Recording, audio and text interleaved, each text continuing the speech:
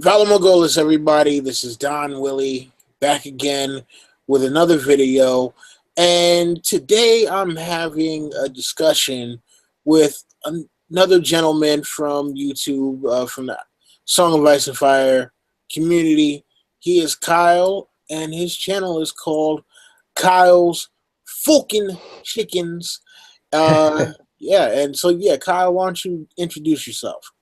Hey everyone, my name is Kyle Foster. I hail from the north here in Canada. I'm a big Game of Thrones fan, like Don Willie said. I've been part of the Game of Thrones community, or the Song of Ice and Fire community, for 3 or 4 years. I've been a lurker, and I just decided that I would kind of join the fold and do some videos. I felt like I had some interesting things to say.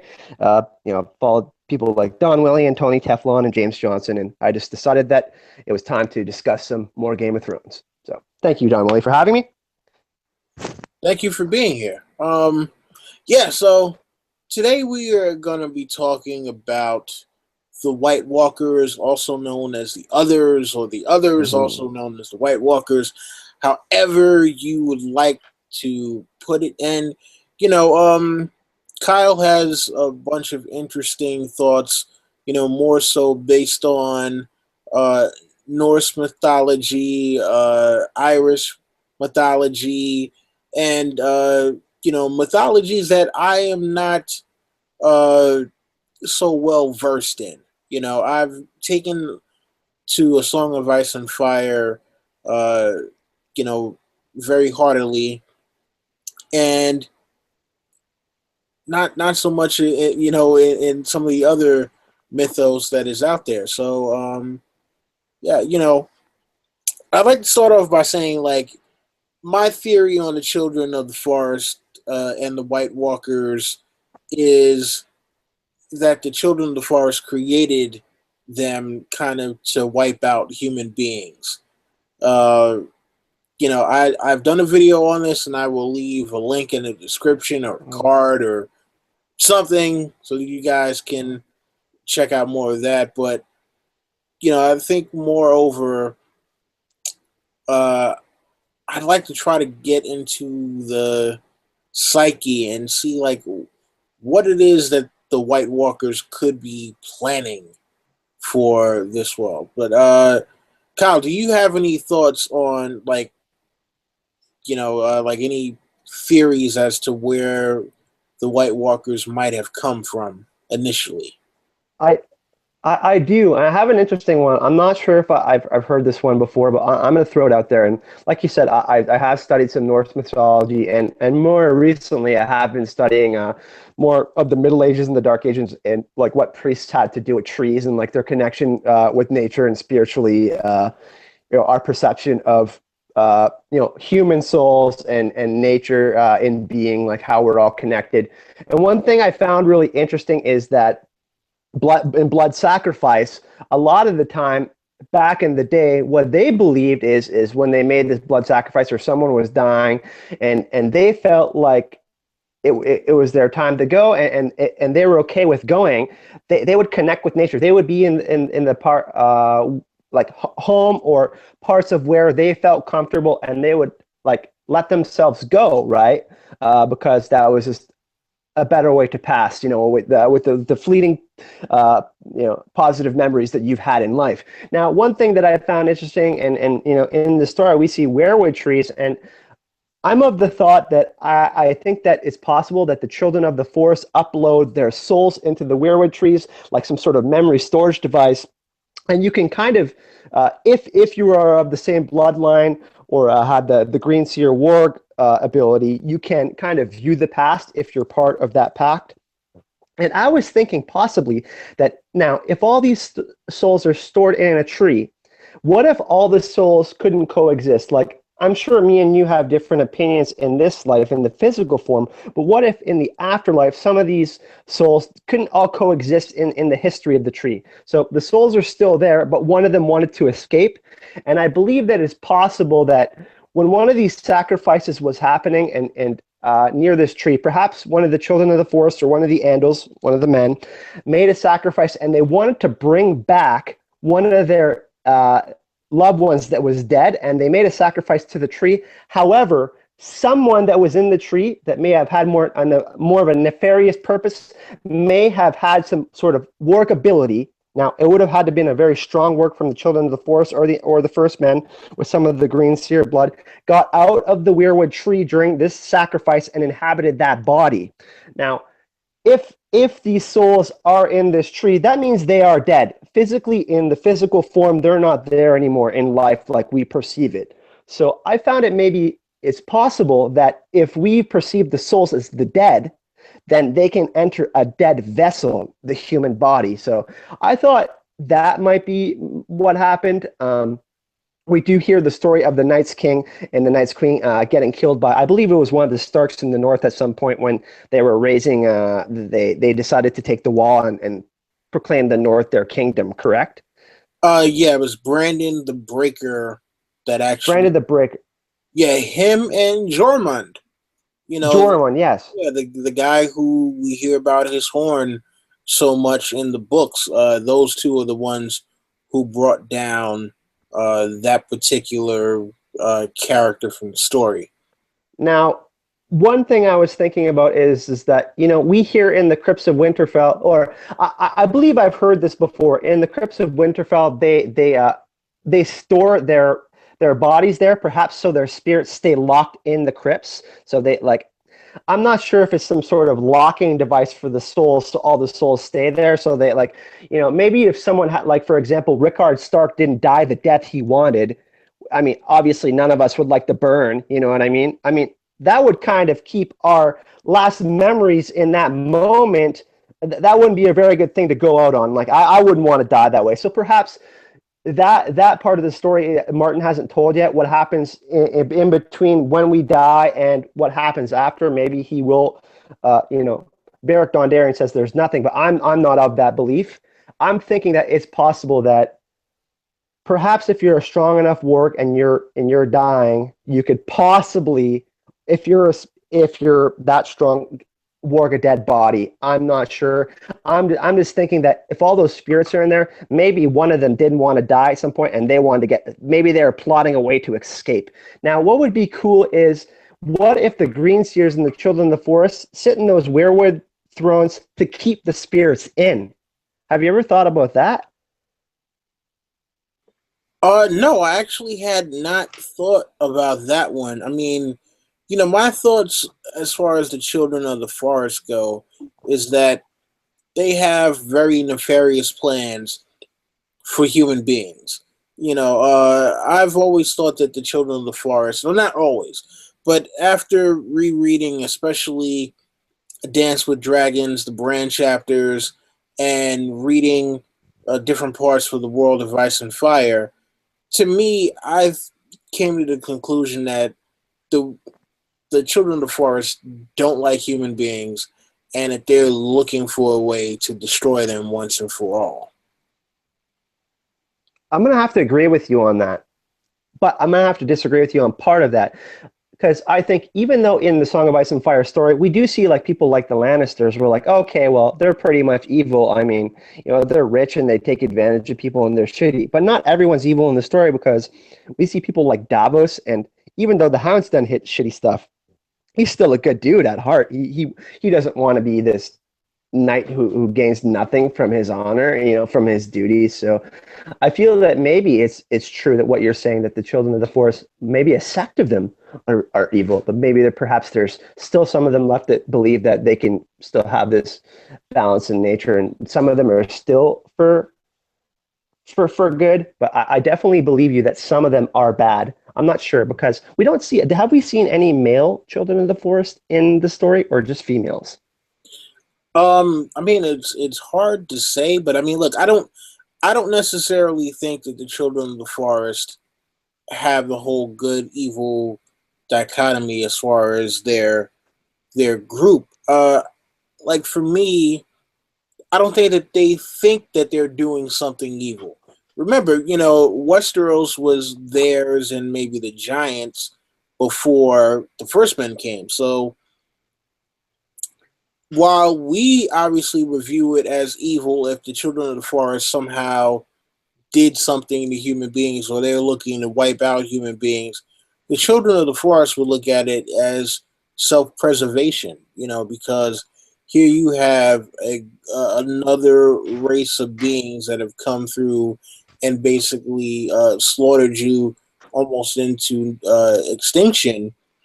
And so it's like, oh, you took everything from us. So now, we've been plotting for all this time to take everything back from you. And I think the White Walkers were their weapon, but unfortunately, like we have seen in a bunch of sci-fi, when you use biological weapons, sometimes those weapons get out of hand and they actually turn on the people who invented them to kill their enemies. Yeah, that's a great point, man. What I was thinking too is that then we've heard this multiple times. History is written in by the winners. We don't necessarily get to see the perspective of the losers. Like, from Ramsay's perspective, perhaps because he is a sociopath, we don't. He for his perspective, he doesn't think he's doing wrong because that's just his nature, right? So I definitely agree with you there. I've also had an interesting thought as well, possibly that maybe you're correct, and they did create the others, and or it's also possible that some of the Andals that were still left over, or one of the Andals was this, one of these guys fighting for the Game of the Thrones, and he was this really long game player, like Littlefinger or Dorne Mortalla, etc. And he ended up dying, but he had some word power in him, and he ended up inhabiting one of these, or found some blood magic, or inhabited one of these dead bodies, and then he found a way to play the long game, but for 8,000 years. He had a couple of children, one or two children every 8,000 years. You got an army of 16,000 people. So I don't know. Like I said, I've had some interesting thoughts. I can't put everything together, but I definitely seem to be teetering on the whole neutral part of it. They're not necessarily evil, but there's something nefarious going on with part of them. Because obviously, I mean, if it were me and there was this race of beings that came from outer space for me and you, and they started to wipe us out, I wouldn't think very highly of that. I'd obviously want to fight back and be like, hey, this is my homeworld. I I don't like what you're doing. So I think that's definitely an interesting point of view that you're giving. I mean, well, look, I think the children gave the first men a false peace, because they did come to the pact at the end of the long night at the Iowa Faces, and it's like, all right, well, we'll take the forest, we'll take the deep woods, and you guys can have like all the plains and all that other good stuff. And, you know, that was their pact with the first men. And when the Andals came, the Andals did their whole purge of everything that they possibly could get to, except for the north, because it just was too hard to invade past the neck. But uh, yeah, with the whole thing with the White Walkers though is that, for one, we don't know what their agenda. We don't know what the agenda is right now. We see them, slaughter a couple of members of the Night's Watch in the beginning of the first book and leave one. And it's like, okay, well, you leave, if you slaughter a group of people but leave one, obviously that is to send a message, right? Mm-hmm. And, that message was basically like, we're coming. Now, them killing off wildlings and turning them into whites, like the reasoning behind that, we still have absolutely no idea, because they haven't given us, George specifically hasn't given us, anything really to go on. It's really been like, all right, well, you know, we see them come around, they wreck shop, and then, you don't see them for a while. All you see is their thralls that have come through Mm-hmm. and wreck things. And this is one of the more mysterious cultures in the entire story, because, you know, not only do we not know where they came from, we don't know what they're here for now, because, I mean, they haven't been around for 8,000 years. And let's be honest, living in our particular modern world now, if we heard stories, I mean, like people talk about aliens, demons, angels, and whatever may have you. And they, like, oh, I saw Bigfoot in this remote forest or whatever. So yeah, you would expect that the mass amount of people in Westeros just aren't going to believe that the White Walkers are coming or even existed or anything like that, because there's no hard evidence for most of the people. So you know, uh, it's just one of those things where, because they are so much of an anomaly, it's hard to get a read on what their true agenda is. But the only agenda that I can think of is it is part of their programming. You know, Hmm. uh, it is my contention that the Children of the Forest specifically hijacked or kidnapped some First Men and programmed them to want to kill men. Now, partially they broke free of that program and decided they wanted to do their own thing, but there was still part of them that was like, oh, look at me, I'm this thing now, and so I want to take out the thing that I was, because maybe the children told them, oh, you are the new evolution of man, you are greater than man, and they look at man as um they look at man kind of like how Magneto looks at human beings. It's like, all right, yeah, these are We the are the lesser evolution, yeah. the lesser versions of ourselves. I was looking at a video today from a YouTuber, calls himself an American Thinks, I believe. I actually watched his video last night. I thought it was awesome, man. And he was talking about how the White Walkers perhaps could inhabit dead bodies and perhaps how they like were advanced technologically. Is that the one you were talking about? Yes, yes, I was looking at that one today, and very interesting video. Very interesting theories about inhabiting dead bodies. And forgive me, I'm like trying not to yawn so much. Anytime I'm pausing, it's literally me like attempting not to yawn. It's crazy. I don't know why the hell that's happening to me right now. But hold on, let me just grab some water here.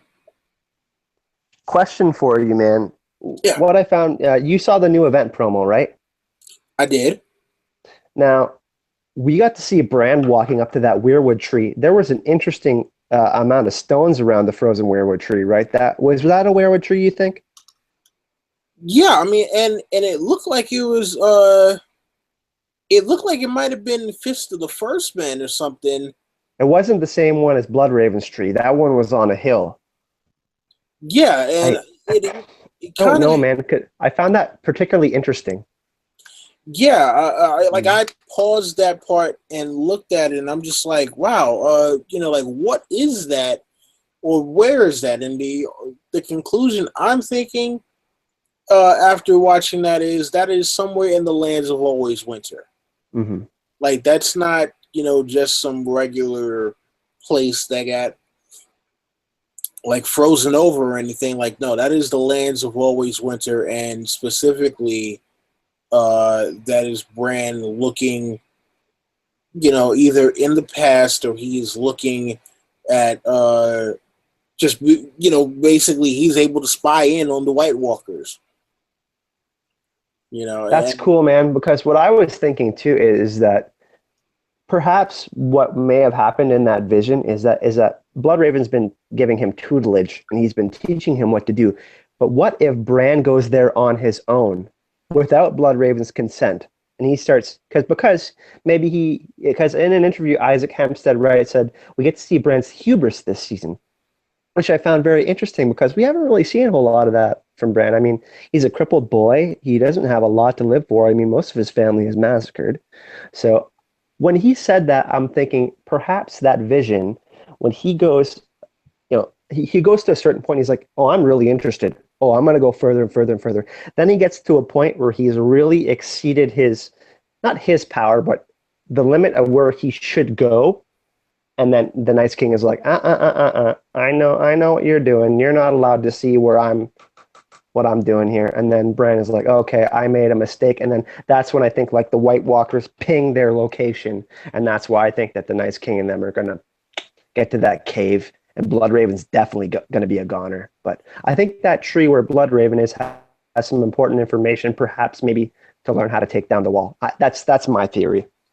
Yeah, I mean, to me that makes sense. It's like I don't know if you're into Star Trek at all, but like Star Trek Love The it. Next Generation, you have the episode where we get introduced to the Borg, and basically, you have and sorry for anyone who isn't into Star Trek, like you can skip past this part later or whatever. But basically, for those of you who are willing to stick around for this. So you have this all-powerful entity named Q, and he's telling Captain Picard of the Enterprise, hey, look, life for you has been a little peaches and cream right now, but there are things that are way worse out there that you're going to have to encounter at some point. And when you do, you're not going to be as prepared as you think you are. And Picard is like, "Oh, now what are you talking about? And just the Federation, and we'll be able to do what we need to do, and diplomacy and peace, and blah blah blah." So he sends the Enterprise to, I believe it's the Gamma Quadrant, and Mm. a couple of people wind up getting slaughtered by the Borg, and you know at the end of the episode, Q tells Picard, hey, look, the Borg know that you exist now. And now that they know you exist, they are coming for you. And Assimilation. Yeah. yeah, and I think, when it comes to the whole Bloodraven and Bran thing,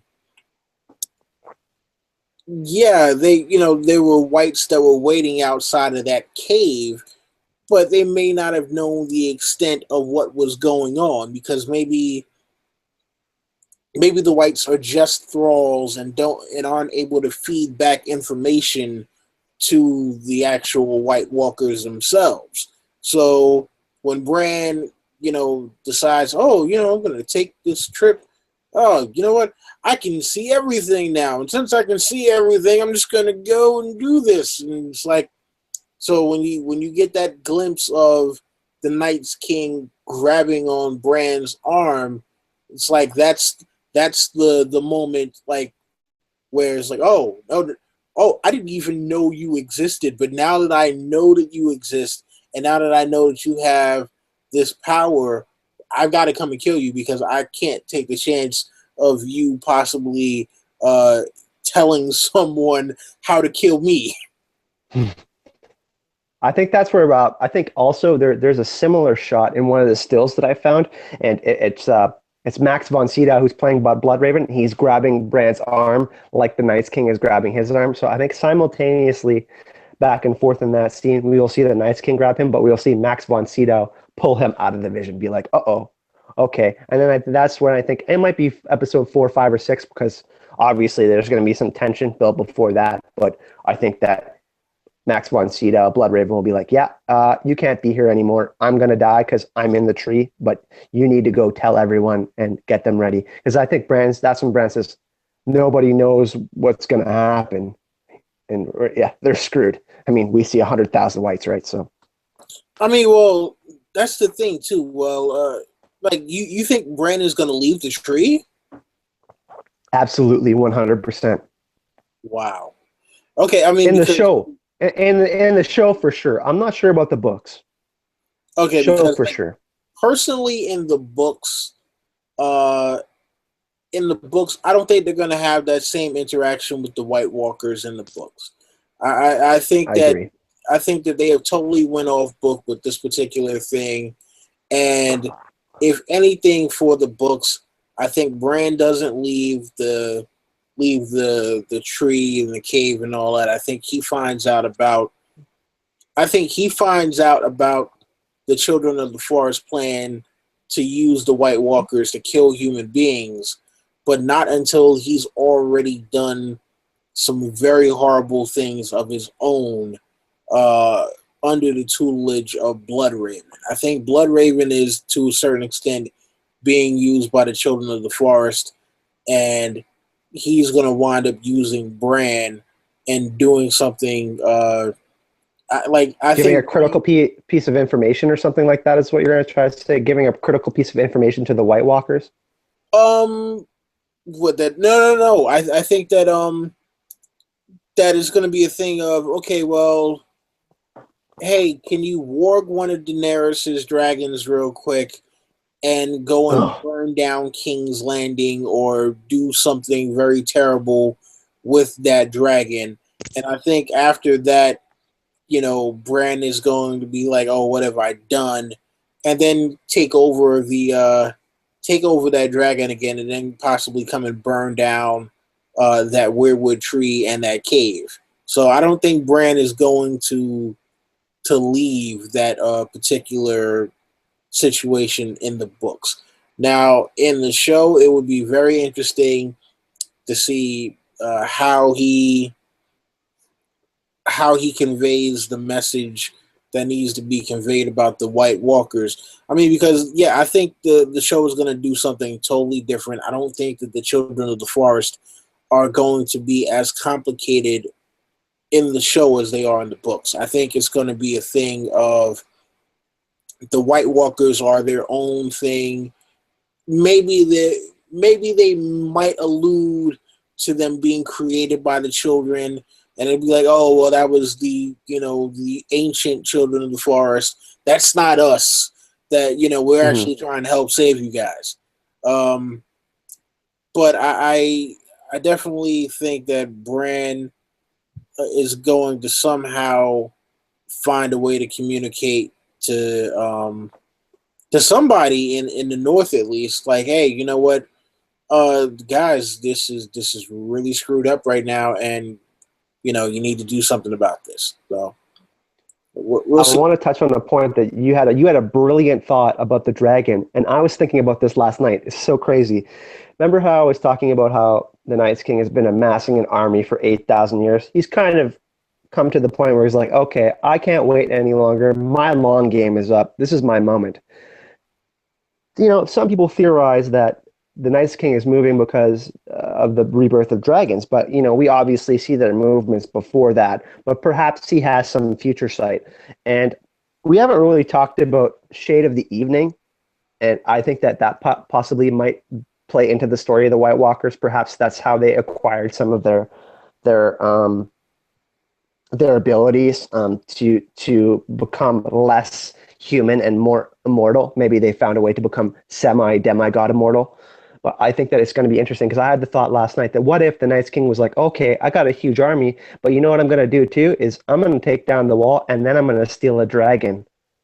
And I'm like, oh man, maybe that's why he's waited so long. It's because he knew this perfect moment in time. He had this by taking Shade of the Evening, which is almost the opposite of the Weirwoods. Weirwoods is more looking into the past, and Shade of the Evening is more like future sight. Because Daenerys in the House of the Undying has more future sight, and in the show we see that as well.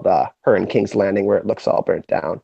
But I think that might play an important of the story because the Night's King, yeah, I mean, he's got all those whites, and I mean, he can kill people, and they can kill people in open battle and just raise the dead. But I mean, I don't know. I just think that if they're going to make them a real threat, they got to do something much more nefarious than that, right? So I think that would be cool. Great thought. Yeah, that is awesome. And what? Look, at least for the show, they haven't really talked about an ice dragon. I know in the books, or not in the books, in the video games that's supposed to be linked to the show, they talk about the ice dragon, and there's an episode called "The Ice Dragon" for the video game. Um, which I haven't played them. I heard that they're decent at best, but maybe I'll get Yeah. into them one day. Um, Now it could be interesting if, in the show at least, that when Daenerys brings her dragons across, somehow one of the dragons gets killed and is raised as an ice dragon. Now, ice dragons are supposed to be way bigger than your regular dragon, and obviously instead of them shooting fire, they shoot ice. But we'll have to see how that goes down. I mean, it would be pretty interesting to see an ice dragon on the side of the White Walkers. And for the book, though, I've heard it speculated many times that the wall could contain an ice dragon. Uh, but you know what? Speaking of the wall and the White Walkers, right? So basically, for the most part, the common consensus is that Bran the Builder, along with the Children of the Forest and some giants, built the wall. You know, they got their Donald Trump on real heavily when it came to that.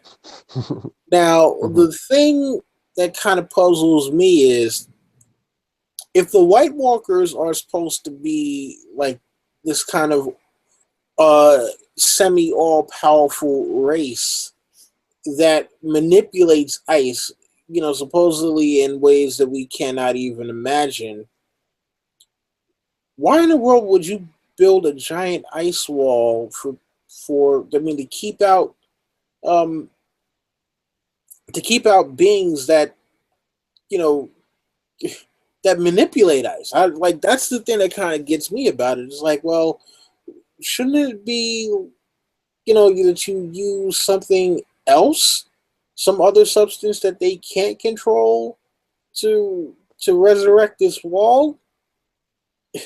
I mean, I have an what are interesting your theory thoughts? on that, Don. The chemical properties of the White Walkers, and perhaps that the wall is built of salt water, because, like I said, I was studying in ancient times and in medieval times. Salt is used to keep out nefarious and dark spirits. So people would put salt in front of their front door, and if like they felt like there was a bad presence around in a certain a graveyard nearby or in their house, or they felt someone died and had left their spirit behind or something like that. So I think Hmm. that perhaps that the wall could have some sort of, because I'm not saying that Hardhome may have given this away, but I mean, the White Walkers didn't enter the water, right? There's only four of them. And I mean, he is kind of putting on a show and raising people, but what if he didn't even want to go in the water? I mean, they could have easily killed John and all them. What if John is really that important? What if he knows John can kill him? Why would he wouldn't kill him right there? You know what I mean? That seems quite odd to me, unless he has some nefarious purpose for John, which I mean, I can't see them doing that with John in the show. He's too important, in my opinion. So I don't know. It's really interesting to me. I'm thinking that it's possible that the wall could be built of salt water, and maybe that chemical property has some similarity to dragon fire, because like sulfur. They talk about the doom of Valyria. Perhaps fire and the chemical elements. Martin will tell us about this later, but maybe some sort of chemical element will have some negative interaction with the White Walkers. And when I was studying the ironwood tree in the shade of the evening, when Sam stabs the White Walker in the book, he talks about, or well, Martin describes it, but it's like hissing out like almost like blue ink. You remember that? So, Yes. anyways, when I was reading, the House of the Undying and Euron and parts of the other mythos of ice and fire, when they talk about Shade of the Evening, they talk about this black bark tree with these blue leaves that bleed blue ink, and I'm like, man, like what if the weirwood trees are like the past and they're about preservation and keeping these amazing memories of life, and then the ironwood tree has this future sight prophecy thing, and perhaps the children of the forest, the men that didn't agree with the pact, started taking this stuff and found some way to become these amazing beings. Pardon me.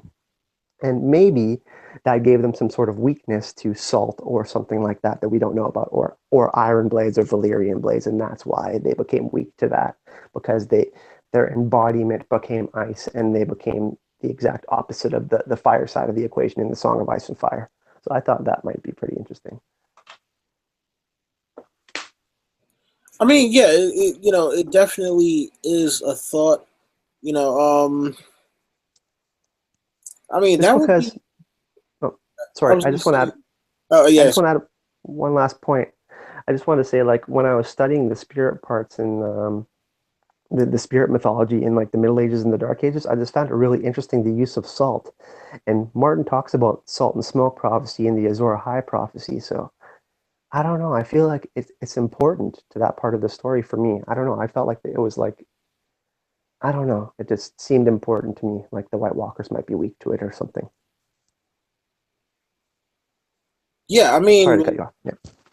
no, that's okay. Uh, yeah. I mean, look, it's definitely one of those things where you have a lot of things that are unexplained as far as how the entirety of this world works. So I mean, that would be kind of crazy if the one thing that kept out the others was, the fact the that the wall is made of salt water. Now, my only knock against it being that is, the narrow sea, I believe, is a freshwater. Hmm. I mean, I could be wrong. I have to, look it up again. But I do believe that the narrow sea is freshwater, and then like even the rivers that are in Westeros. And for one, where the hell did they get all the water from? That's Right? another thing. I mean, like, because if you're talking about making a giant wall of ice, I mean that's a lot of water. And where did you get all the water to Wow. yeah, to build that wall from? So I mean, you know, the questions that need to be asked, because it's like, all right, could it be that the White Walkers actually built the wall, right? Mm. Instead of it being Bran? Because like you're talking about 8,000 years worth of crypts under Winterfell. If Bran the Builder was the first king of the Starks, like his crypt should be very prominent, and we've never heard anyone say, "Oh, hey, you know what? I'm going to see the first Brandon's tomb.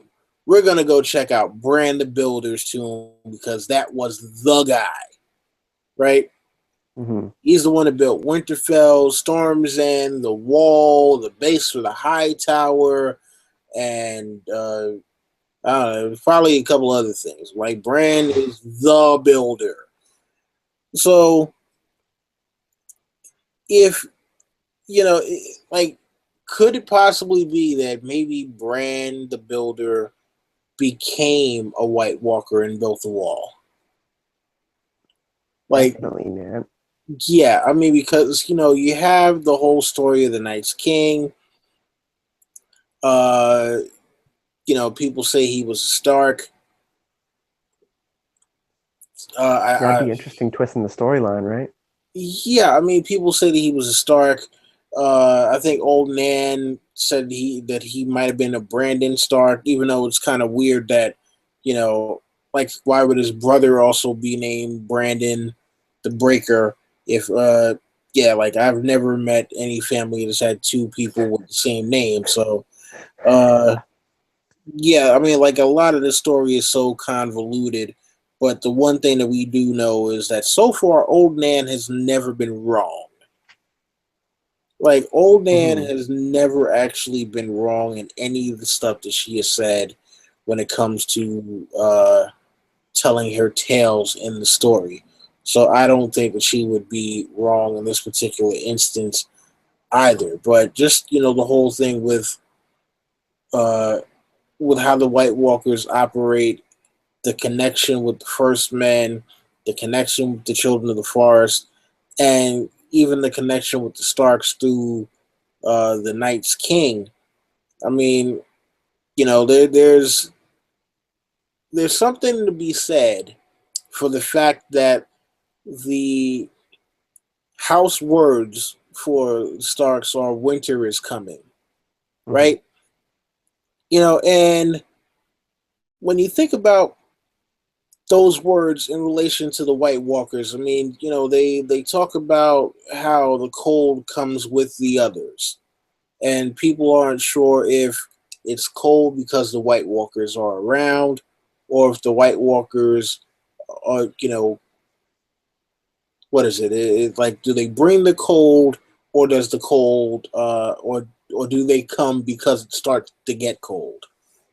And so that's one of the big things right there that needs to be, really kind of addressed because, you know, if if you have a situation where the White Walkers really aren't the masterminds behind a lot of the stuff that you think they are, and they're more intertwined with the North and the Northern culture, that really puts a different spin on them, and paints them in a more sympathetic light. As it Hmm. stands at this particular point in time, they're not painted in any sympathetic light because we know nothing about them other than the fact that they, run up on human beings and kill them. It's like, all right, yeah. Oh, and after they kill you, they might bring you back from the dead and use you as, as a slave soldier. So, I have like two more points here, Don Willie, and then I got to take off. But one thing I wanted to ask you was the White Walkers, the Night's King's brooch in particular. I'm thinking that I don't know. I have two thoughts on this. One, could it signify the comet? Because it kind of looks, I don't know, like maybe a sun at the top and then some sort of tail. Or I thought in the middle it almost looked like an acorn. I don't know, man. Like that brooch means something. I mean, it's shown quite a bit. When we're watching The Night's King, they focus on that thing, man. So I think one, we're gonna figure out about that. It's his sigil, probably, right? I mean, it's got to mean something to him, some sort of symbol, whatever it represents for him. And two, what I also thought was interesting is if they're weak to fire, and I mean, why was Winterfell named Winterfell? Now, we do hear about how the walls of Winterfell are pretty warm, right? Is there a hot spring in Winterfell, if I'm not mistaken? yes. Now, what if in the bottom of the crypts, the last very bottom part of the crypts, there is an ice dragon or the Great Other is down there in some sort of stasis period where the hot springs kind of encase him in a prison? Wouldn't that be interesting as well? And that's why a Stark must always be in Winterfell to make sure that that being or spirit or whatever is kept there.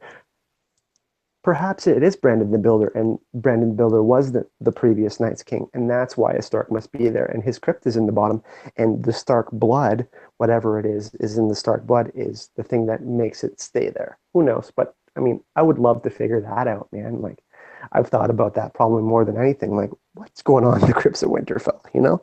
Like, Yeah. what are your thoughts on that? I mean, yeah, that's kind of the reason why I brought up the brand, the builder thing too, and yeah, but the whole thing with the hot spring, and and just the fact that you have like there's a big, not a lake necessarily, almost like a mini lake, uh, near the Godswood. I mean, there's Winterfell is kind of this big anomaly because it has things in place that it shouldn't have for its particular location. I mean, for one, the fact that it has a hot spring is is damn near ridiculous because it's nowhere near any volcanic climate that we know of, right? Mm, You figure if there's a hot spring, that means there should be some volcano near. We don't know anything about any volcanoes in the north at all. But here you have Winterfell with a hot spring. They have, you know, people who are able to kind of slip in and out of this place without being noticed, as we've seen with the Ghost of Winterfell. You have a bunch of different entrances and exits, and from the way that it's described, it seems like Winterfell has been expanded over the years.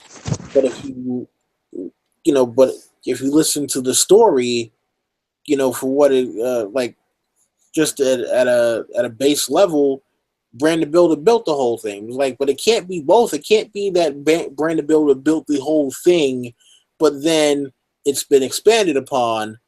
Because the way that they talk about it, it's like Winterfell has been this thing, but it's like, oh, no, no, no, but yeah, it wasn't always like this.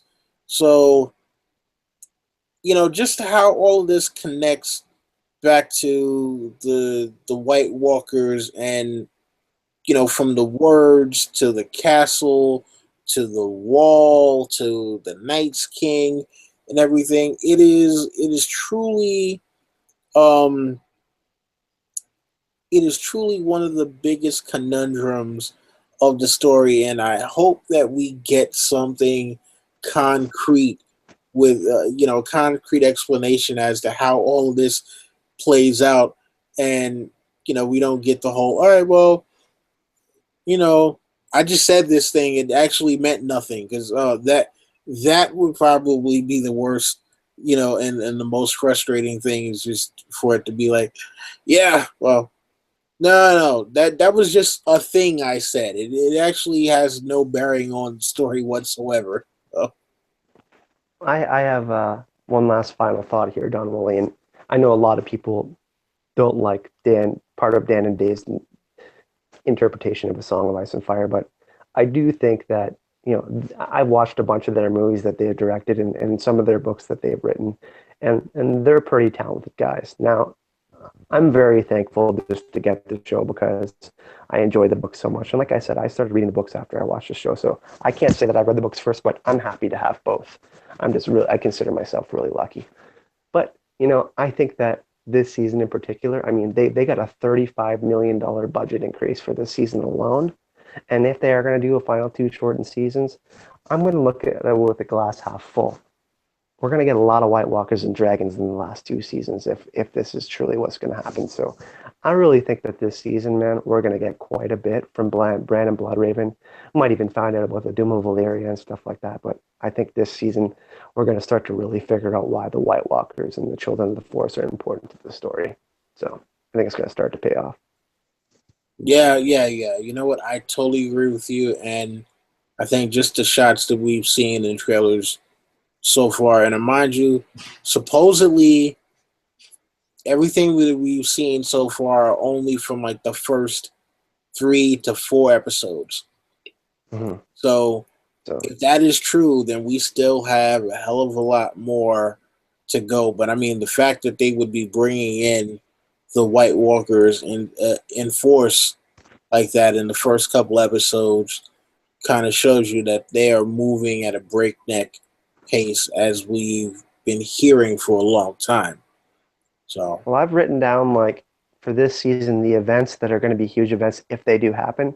I got like 15 humongous like level episode 9 level events. Plus, I've heard a rumor that we're getting like 3 hard home like events in this season, like with the White Walkers. So if we're getting that, man, I'm so happy.